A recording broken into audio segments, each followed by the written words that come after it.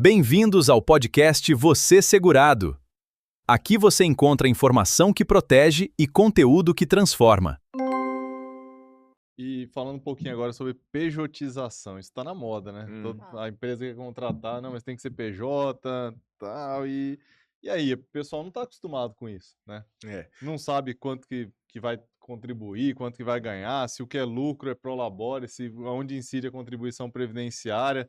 Tá tendo muito. O que você acha que no futuro vai acontecer com esse empresário, com empresário não, com o empregado que não é empregado, né? É um PJ. E aí, como que fica essa situação entre trabalhista e previdenciário? Eu adoro trabalhista previdenciário, né? Porque é muita celeuma, é muita treta que a gente vai estar ali Aham. para resolver e ganhar junto e ajudar as pessoas nisso, né? Pejotização é interessante, por quê? Até um tempo atrás era super válida. Dava certo você pedir a nulidade, válida de anular essa pejotização. O que é a pejotização, né? Nada mais é que, se for a pejotização raizona, é aquela situação em que cria-se uma empresa só para fingir que é um prestador de serviço, mas que na prática ele é hiper empregado mesmo, cumpre lá o chope, que eu sempre falo do meu chope, né? O subordinado, habitual, trabalho, oneroso, recebe salário, é ele mesmo que presta o serviço na pessoa física dele, né? E aí não, abra aí uma PJ e aí você emite uma nota, né? Continua fazendo a mesma coisa. A mesma coisa, não muda nada. Não muda nada. Mesma coisa, pejotização linda, perfeita, né? Olha a minha prática, como é interessante. Começo da pandemia lá, me procurou um médico cubano, mas que já era CRM aqui no Brasil, para entender o que ele estava envolvido. E qual que era a situação? Uma pejotização clara. O hospital que ele trabalhava pediu para ele abrir uma PJ e ele prestar serviço para esse hospital. É muito comum isso na área da medicina. Muito comum isso na área da medicina. E aí ele não entendia direito da legislação brasileira, me buscou para analisar o caso. E aí eu analisei. Peguei o PJ dele, primeiro, ele tinha aberto uma MEI. Aí vem um e-mail do hospital, olha, a MEI não serve, abre outra. Olha isso. Olha, já deixou bem aberto. Já não, o e-mail já assim, abre a outra Abra empresa. outra. Né? Aí ele manda a empresa e aí você puxa as notas fiscais. É bizarro, mas existe, tá, gente? Tava escrito assim na nota fiscal, salário do mês de tal. Aí no final do ano tinha assim, 13º do ano de Que maravilha. 2020. E assim ia essa relação, olha que ponto. Sério? Nota fiscal Meu sequencial, cara, A assessoria sequencial. do hospital tá maravilhosa, né? Não, a gente acha que bom, as empresas... mentira, né? Então, Não é possível, pois né? é, Pois é. e aí eu tenho esse caso que é o case que eu falo. Tá produzindo prova, mas Contra Pois si é, mesmo. contra si. Mas olha como é doido, doutor.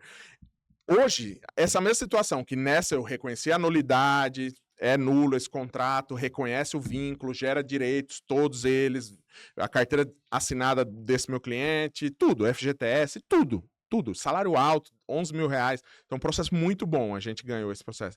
Esse mesmo caso que aconteceu em 2020, não é tanto tempo assim. Se fosse hoje, eu não ganharia. É porque agora... Eu não ganharia. Primeiro, ele não seria nem julgado, tá suspenso. Uhum. Até agora voltou a poder tramitar, mas quando bater no recurso extraordinário, ele vai travar de novo, né? Então eu até discutiria as camadas na primeira e segunda instância.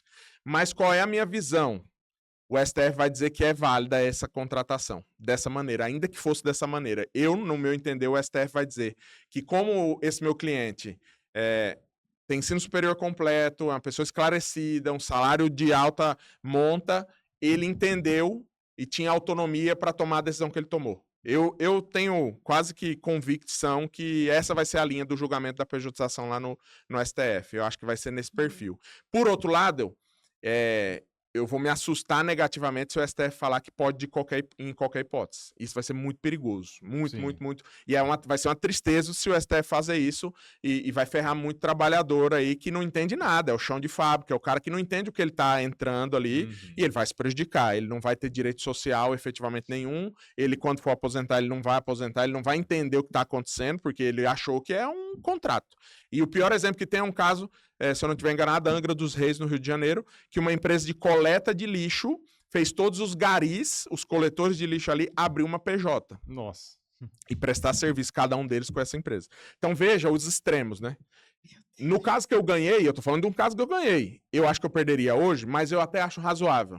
porque meu cliente de fato é uma pessoa mais esclarecida, um salário mais alto, é outro panorama. O problema é o STF dar uma canetada e dizer, não, pode para qualquer coisa, é a autonomia da vontade das partes. Se as partes aceitaram essa contratação, o problema é, numa relação vertical, que de fato é, o empregado coletor de lixo lá vai ter um poder de decisão de falar, não, esse modelo de contratação eu não quero, tá? Eu gostaria da minha azulzinha, minha carteira de trabalho assinada, tá? Então eu não aceito o emprego que você vai me dar o salário mínimo para eu me alimentar e minha subsistência básica. Então, esse é o meu medo. Esse é o meu medo. Na linha do meio termo, eu até acho que pode ser razoável. Até acho. Mas o meu medo é o que tá por vir, né? Essa é a questão. E aí, nesse segmento, a informação é importantíssima. Eu tenho um primo que eu brinco, né, assim como meus irmãos, é um garoto de programa, né? Ele trabalha com programação, engenheiro de software e tal, e ele trabalhando nesse segmento, no final do ano, num desses finais de ano, a gente se encontrou no Natal, e aí eu falei, e aí, primo, tal, como que tá? Ele, não, tô trabalhando agora na empresa tal, empresa famosa de tecnologia. Ele falou, mas agora eu sou PJ, tá muito melhor. Ele falei pra mim, eu falei, é mesmo? É. Falei, por quê? E ele mora em São Paulo, andava de moto, imagina a situação, né? Um risco tremendo. Aí ele olha pra mim e fala, não, porque agora eu pago menos imposto. Eu falei, perfeito, primo. Você é um gênio, né? Ninguém pensou nisso, você é muito diferente.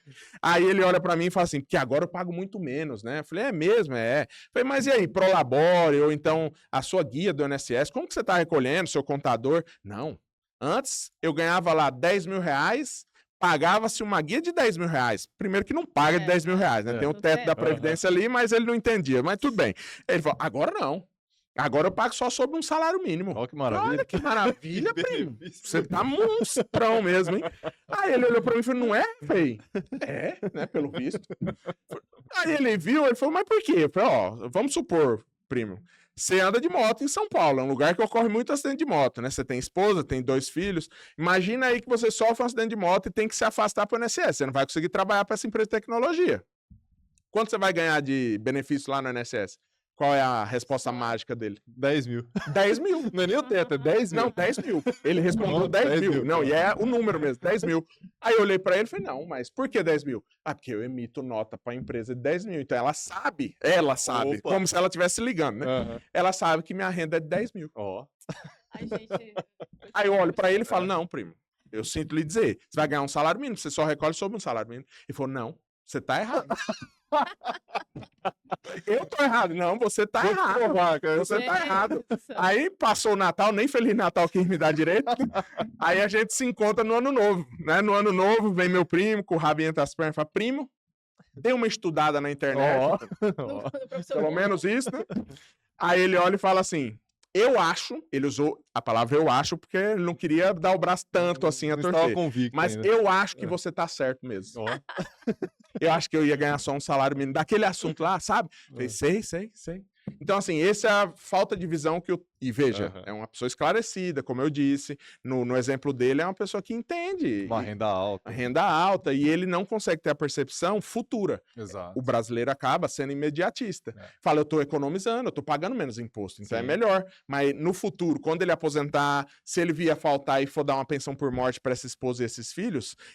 eles vão ter que conviver com um salário mínimo e tendo uma renda e um custo de vida de 10 mil reais. Então, assim, esse é o nosso medo, porque as pessoas não são informadas do que é de verdade a situação da pejotização. Então, realmente é um perigo aí que nós temos. É o que nós falamos no último episódio também, sobre a questão do próprio empresário, né? Optar por um prolabore de um salário mínimo, de um valor baixo e receber tudo como dividendos. Ele também não tem essa noção de que vai receber depois um benefício muito abaixo. Ele pensa, durante a vida toda eu paguei tantos impostos, né? Ele mistura pessoa jurídica com pessoa física, aí começa essa confusão toda que... A principal dor dele é o valor dos impostos, né? E aí ele acha que pagando dele menos, né? Tá tudo certo. Tá tudo certo. Esse é o ponto que eu sempre falo quando eu atendo essa parte dos segurados do INSS, né? Que é o contribuinte individual empresário que realmente está buscando sempre ali uma economia de impostos. Eu sempre falo, tá tudo bem você não querer pagar tantos impostos. Ninguém gosta de pagar imposto, ainda mais que a gente não tem tanto retorno desses impostos para a nossa sociedade, né? Então, tá tudo bem, não tem problema. O problema é o que você faz com o dinheiro que você está economizando. Porque o brasileiro não tem educação financeira nenhuma, né? Exato. Esse que é o problema. Se ele me falasse, não, eu tô pagando menos da Previdência, mas eu tô pegando esse mesmo dinheirinho que eu ia pagar para a Previdência e eu tô investindo ali em qualquer coisa, uma renda fixa, um negócio até seguro, não tem problema. Com um especialista aí, sei lá, tudo bem. O problema é, faz isso? Não. Vai gastar para comprar uma carne mais cara. Exato, a picanha dele vai ficar mais cara, o carro dele vai ficar melhor, mas ele não pensa no médio e longo prazo, porque o brasileiro não tem educação financeira. Exato. Então, assim, o INSS, ele é muito importante, especialmente para o médio e baixa renda, porque é a única subsistência que ele tem. Sendo muito honesto, quando o cara que já é alta renda me fala uma coisa dessa, eu sou muito franco com ele. Eu falei, ó, eu entendo a sua visão de querer economizar impostos, mas a minha preocupação não é essa economia, é o que você está fazendo com a economia. Exato. Você tem que saber o que você está fazendo com esse dinheiro. E muitos, infelizmente, não sabem. O Brasil está batendo recorde de recuperação judicial e extrajudicial das empresas, né, esse ano. E é por quê? Porque muitas vezes você tem que pagar muito imposto, mas também pela essa falta de noção de fluxo de caixa, de educação financeira. Então é um contexto grande e que às vezes querem isolar só para um assunto, e na verdade é algo maior. Tem que ter educação financeira, tem que buscar esse conhecimento para não gerar esse tipo de prejuízo. Né? E até educação previdenciária também falta muito, né? Ninguém tem noção do que deve, do que vai ser no futuro, né? Todo mundo deixa para se preocupar quando já tá lá próximo da aposentadoria, já tá precisando do benefício. Então fica muito mais difícil, né? Sim, com certeza. Você já tá desde agora já entendendo como funciona, o que você pode fazer para melhorar, né? Se o que você está contribuindo é de fato o correto. Eu dou muito exemplo do planejamento previdenciário. Às vezes a pessoa acha caro pagar lá 2 salários mínimos, 1 salário mínimo para fazer um planejamento previdenciário.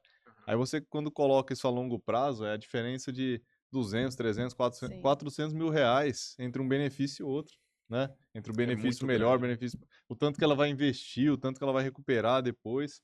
E para ela pagar de imediato 1, 2, 3 salários mínimos para fazer esse planejamento parece algo assim que não é um investimento, é um absurdo, é um gasto, um prejuízo que ela tá tendo. Afinal, ela pode abrir o meu INSS e simular na aposentadoria. Simulador complexo, maravilhoso. Bem assertivo. Esse é outro problema, né? De modo geral, nós, como brasileiros, a gente não gosta de pagar por serviço, né? O cara vai lá e compra um iPhone, um celular de 10 mil reais. Aí vem o Dr. Vitor e fala, olha, por 2 salários mínimos, por 3 mil reais, eu vou fazer um planejamento para preparar você para ganhar o melhor salário possível no seu futuro. Não é caro. É caro. Então, não se paga por serviço, né? Então, é uma mudança que a gente tem que ter também de mentalidade. Tanto pela educação financeira, que é importantíssima, mas também por esse aspecto de querer investir em profissionais bons. Sim. E procurar um profissional bom também. E não qualquer um que vira a esquina, tá lá o porta de INSS, de cadeia, de empresa, e achar que ele vai dar o melhor. Não vai. Você tem que procurar alguém. Você tem como hoje ter referências. Então, é importante buscá-las, né?